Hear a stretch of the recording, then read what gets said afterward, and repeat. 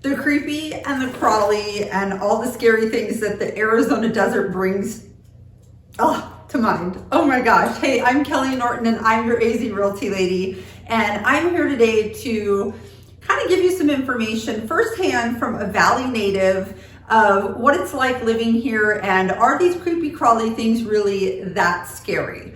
And the answer is, of course they are, if you're not familiar and if you're not from Arizona. Hi, I'm Kelley Norton, your AZ Realty lady at EXP Realty. Count on me for all things Arizona real estate.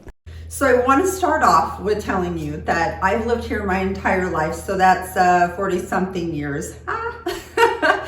And I have never been stung by a scorpion. I have never been bit by a black widow spider. I've never been, bit by a snake. So let me put your mind at ease with that. So let's start with the spiders, and let's talk about that. So we are in the desert. So black widows, brown recluse spiders, those are definitely something that we do have here. And they're usually going to be found in near wood piles or in your garage or in a shed. The black widow web, I've definitely seen black widows, and their webs are kind of really thick, and they're pretty noticeable. Once you see a black widow on that web, you kind of know what that web looks like forever. Thanks so much for watching my video. If you like the information that I'm sharing, please subscribe to my channel and click the bell, and you'll be notified when I drop new videos. Thanks so much. Take care. The brown recluse spider actually has an upside down kind of violin on its back, and both of these are poisonous spiders. You want to be careful with, elderly people or infants, children, with the black widow especially.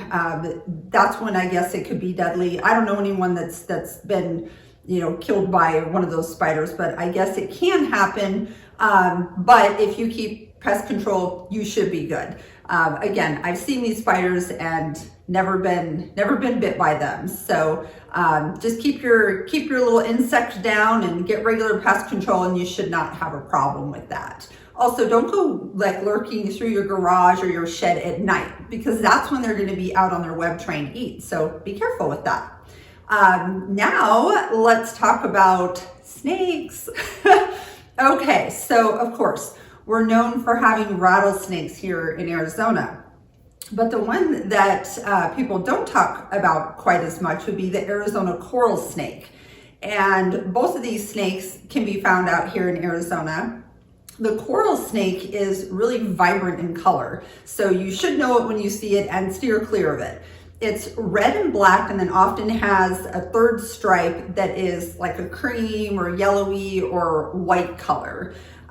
So I don't believe that this is a snake that's known to cause death to humans, but do your research on it, but steer clear. Listen, these snakes hide. They don't want to be found. So if you run into one, it's probably because you were somewhere that you shouldn't be. And they like to hide, underneath wood piles or rocks. And really, you're not going to run into those very often. Now, the rattlesnake, usually they're trying to avoid human contact at all possibilities. So this is what you need to know about a rattlesnake in Arizona. They're going to warn you if you're too close. So when you hear that rattle, you want to stop and then slowly back away. They can actually lunge pretty far, so you don't want to try and poke them with a stick or get closer. I learned when my son was in Boy Scouts that a lot of the rattlesnake bites to humans is actually because people are messing with them. So leave them alone. I've seen them, and I respect them, and I walk away from them. And if they're on my trail when I'm out hiking, then I wait for them to continue to go across the trail, or I go far around. So just leave them alone. And remember, if you're out in the desert and let's say you're picking up a rock or moving logs or something, you want to be careful doing that, because during the day they're going to hide. Oftentimes, some of these snakes, I think especially the coral snake, will come out during rain. But otherwise, during the day, they're kind of hiding. And I think that they're really just trying to stay away from you. And then at night they come out and they eat. So little rodents and little lizards is what their diet is mostly made of. You want to be careful with your pets though. So I have heard of people walking their dogs, and of course dogs are curious. So dogs like to kind of sniff and check out the bushes a lot. And sometimes in neighborhoods, the snake will be up underneath a bush. And if you're out walking on a trail, they'll be up underneath a bush and you won't know that they're there. And if you walk by, they may rattle, but sometimes the dogs catch them by surprise because they're sleeping. And that's when a dog can get bit. If your dog gets bit or if you get bit, you need to get medical attention pretty quickly, especially with a pet. I've heard of more severe issues with the pets for sure. So just be careful with that.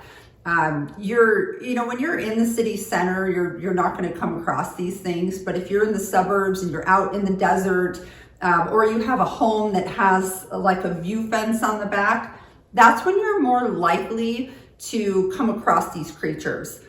I personally love our desert, and so I live out in the suburbs. I live in an area where if I walk at the end of the street, there's a desert there. I do have a fence fully around my yard, and I've never had a snake in my yard, but people who have view fences, the snakes can come right up into the yard. So you just want to be aware of it if you have pets especially. But as far as a human, usually you're going to see them or they're going to warn you long before. Now, here's a little tip for your dogs too. So there is something that a lot of people here know of called rattlesnake proofing for your pet. Now, what this is it's a training where you take your dog and they kind of introduce them to the snake, and there's several different ways that they can do it. Some of them have non-venomous snakes that rattlesnakes will allow them to bite the dog so they feel it. And then others, they use like a shock collar. So as soon as the dog gets too close, then they'll give a little shock to the dog so that the dog is, kind of understanding this is going to cause me pain.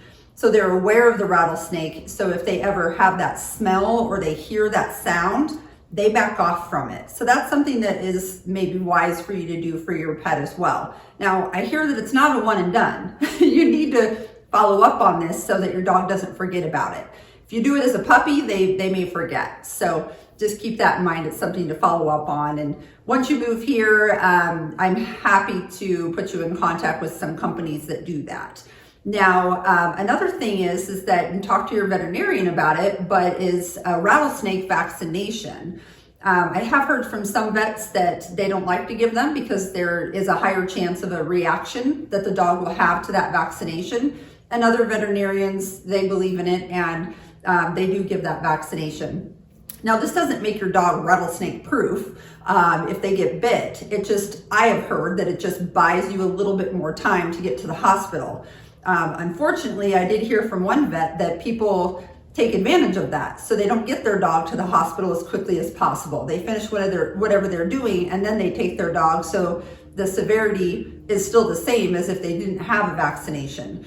So bottom line is, if you or your dog get bit, get emergency help immediately, and you shouldn't have a problem. All right, so some of the other kind of elusive creatures that we have here would be coyotes, mountain lions, and bobcats.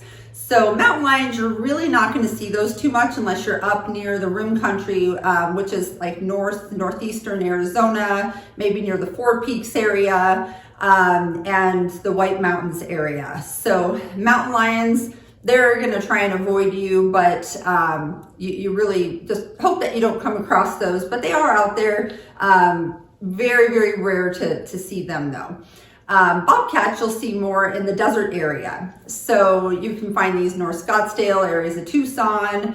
Again, the suburbs where there's a desert outlying area, bobcats can be found. And you just want to be careful if you have small pets, because they will go after small pets if they're easy to get to. And the other one that will do that also is coyotes. So coyotes are, again, if you're in the city, not as likely to see those, but if you're out near the desert, coyotes are out there, and they're usually going to be out mostly at night, but I have seen them cross washes and cross the streets during the day.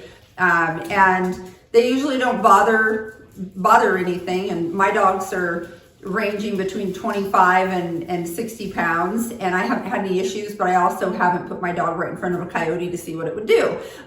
So try and avoid them. If you're walking your dog on a leash, just kind of stop, go the other way, or make noise, and they should go away. Another thing that you might see, which is a little interesting, is a javelina. Now, a javelina looks kind of like a wild pig. They are known to be somewhat aggressive, especially to pets, but I've also heard that they're kind of blind.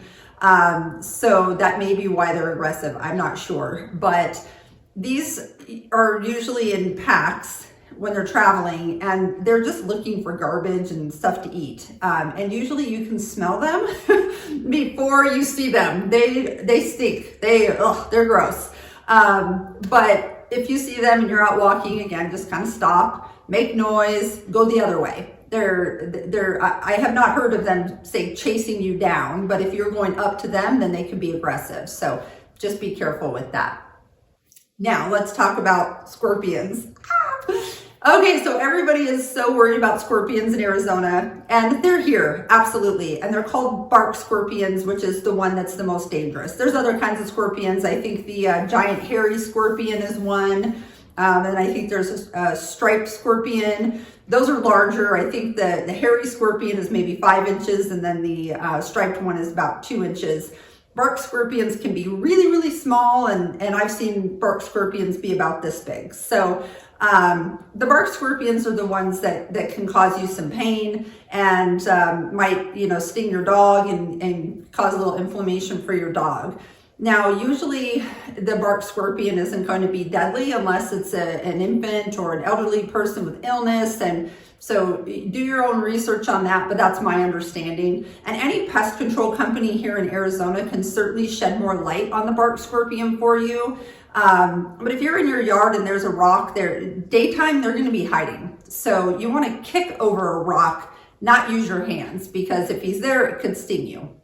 Again, I've never been stung by a scorpion. I've had scorpions in my house. I've seen scorpions outside. I've been out in the desert. I've seen them on trees at night, and they glow. So what's kind of cool is if you want to see if you have them in your yard, get a black light.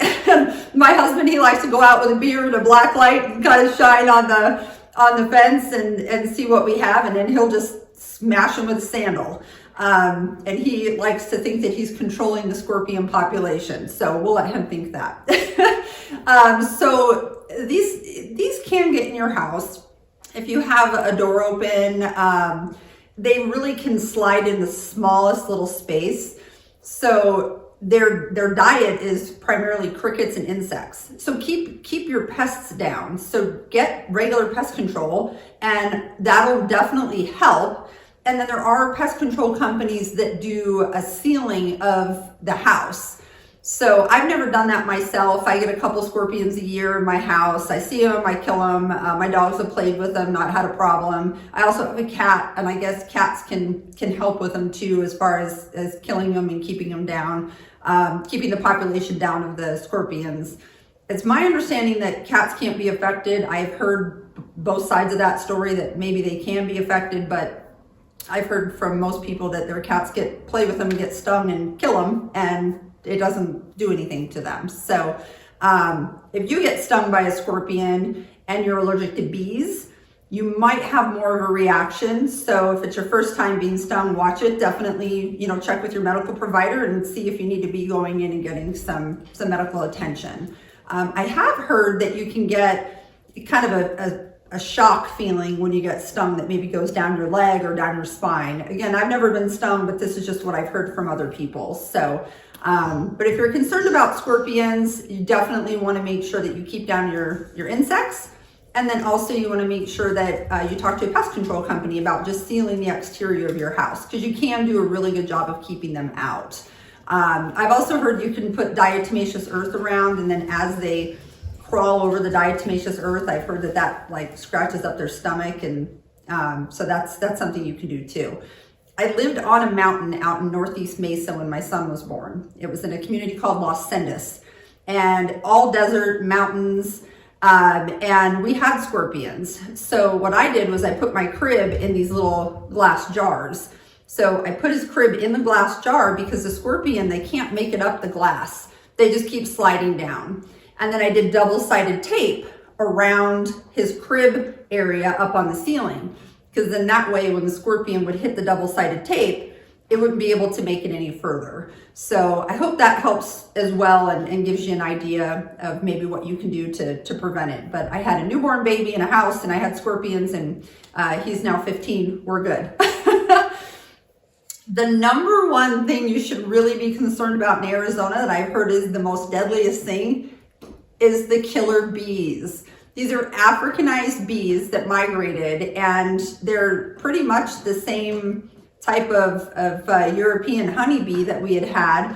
But the issue is that they travel in bigger numbers and they're more aggressive, and they really protect that hive. So what happens is that you're more likely to get stung by more bees and have an allergic reaction to it. So that's actually the number one killer here, are the bees. So be aware of that. If you have a hive or if you see a hive traveling, stay away from it, because it could be the Africanized bees, and they do attack and they're pretty aggressive, and they will kind of just go after and start stinging. And getting one or two bee stings isn't a problem, but if you get hundreds or thousands of bee stings, that's when you really could have a serious life-threatening issue. So I hope that you found all of this information useful. Again, I'm Kelley Norton, your AZ Realty lady. Drop me a message. You can always call me. My number's right here. And thanks again for watching. And I want to let you know, I have only been stung by a bee twice in my life. I've never been bit by a rattlesnake. I've never been stung by a scorpion. I've never seen a coral snake. And the javelinas, the coyotes, mountain lions, bobcats, I've actually seen all of those and have never had an issue with any of them. And I've lived here my entire life and always lived right near the desert. So hopefully that gives you a little bit of peace of mind. Have a great day, guys. Take care.